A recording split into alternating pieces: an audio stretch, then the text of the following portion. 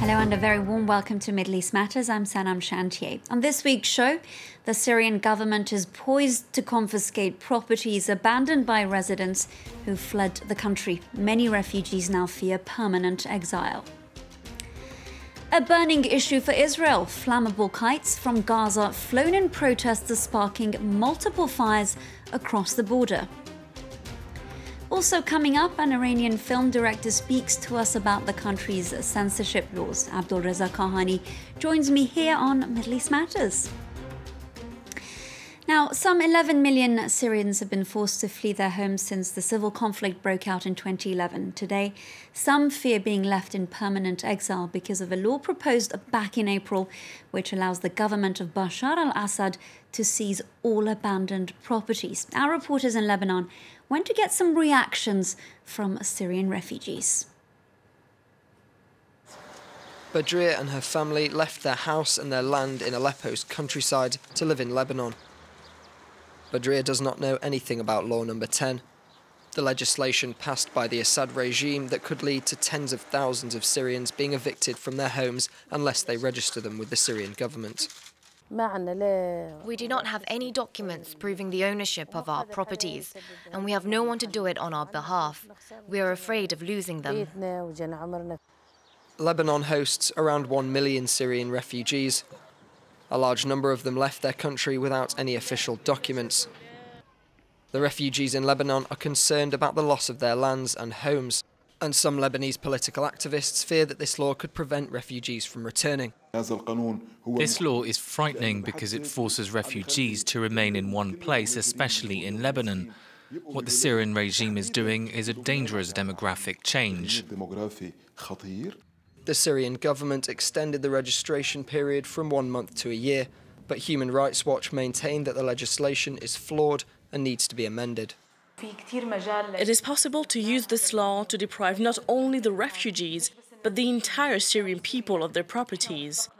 We have documented how the Syrian government uses this kind of law to punish the political opposition.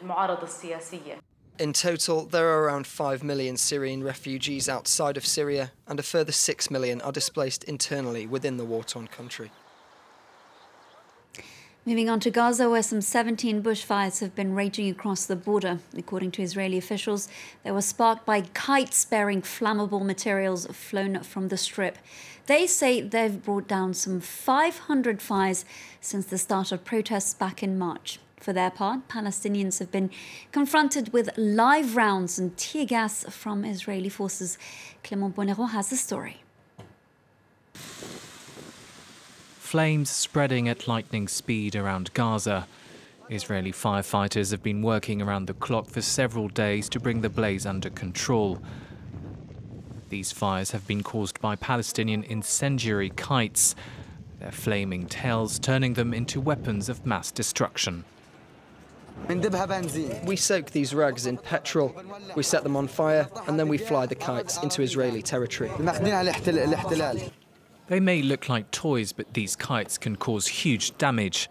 Crucially, they're both cheap and easy to make.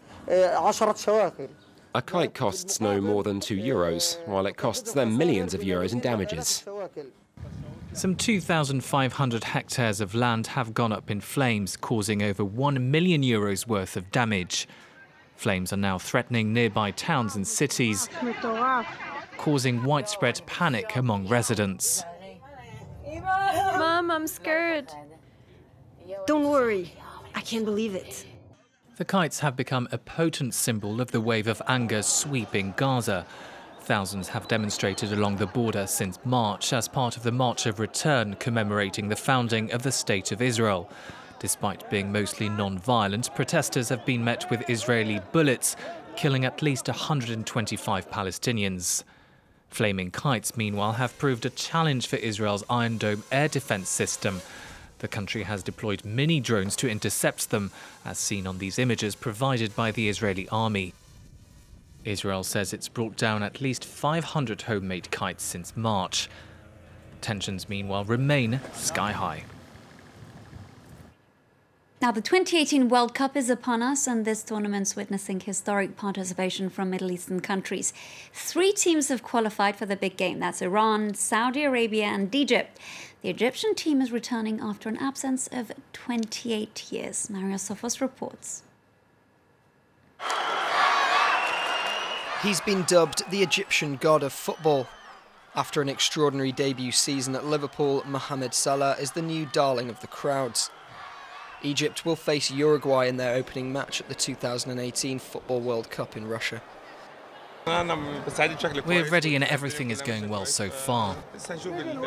We're here after an absence of 28 years. We're very happy to be here and we must take advantage of this tournament to achieve our best results yet. Egypt is one of 3 Middle Eastern teams to have qualified for the tournament, along with Saudi Arabia. Both are in the same group as the host Russia. In 1994, Saudi Arabia qualified for the last 16, a feat they're hoping to repeat, with the help of their key player Mohamed al-Salawi, the most expensive club signing in his country at $8 million. Al-Salawi is considered by some to be one of the best finishers at this year's tournament, having scored 16 goals in the qualifiers, making him joint top scorer alongside Polish striker Robert Lewandowski. The Middle East's final hopefuls are Iran, who face stiff competition from both Spain and Portugal. Our big star is the team cohesion. He's a guy that's born in Iran, comes with football. They give him the name of team. Our best player is the team cohesion. Iran won their first and only World Cup game in 1998, putting away 2 goals against the United States.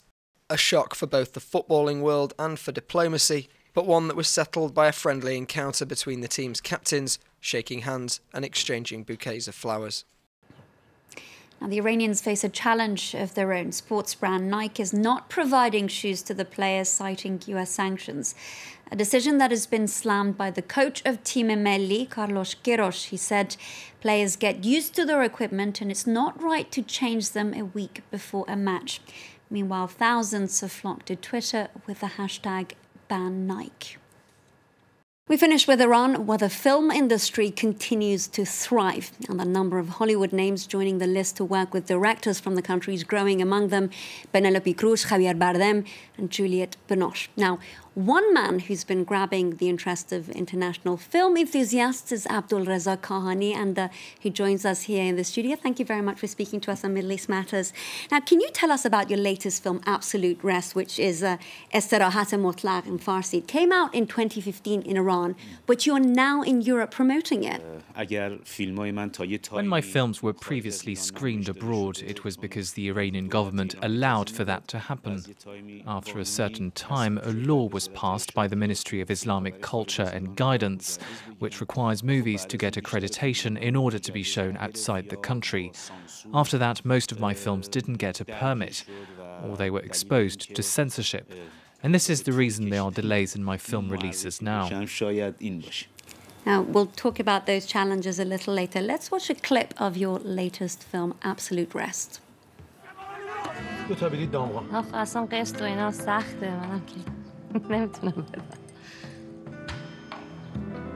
استیگارا که از دهنت در نرفت از اون پدر به خودت رفت. سلام بابا. خسته ای؟ ماما اومدی تهران گوکیو بخوری ها؟ برو بیرم بابا بیرم خیلی خوب بیرم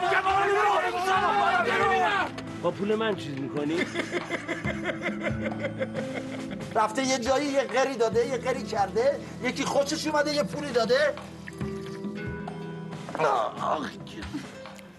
Now, Mr. Kahani, you were just speaking about all the challenges that you have in this industry, amongst them, of course, censorship.